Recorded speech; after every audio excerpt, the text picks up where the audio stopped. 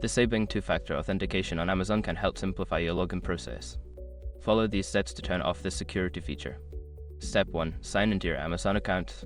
Go to the Amazon website and log in using your email address and password associated with your account.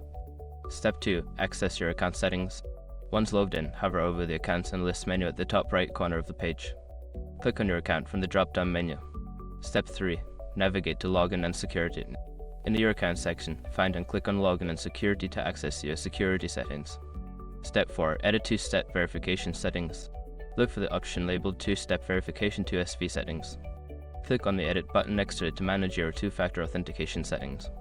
Step 5. Disable two-step verification. Follow the prompts to turn off two-step verification. You may need to enter a verification code sent to your registered phone number or email to confirm the change. After completing these steps, two-factor authentication will be disabled on your Amazon account. Remember that while this may make logging in easier, it also reduces the security of your account.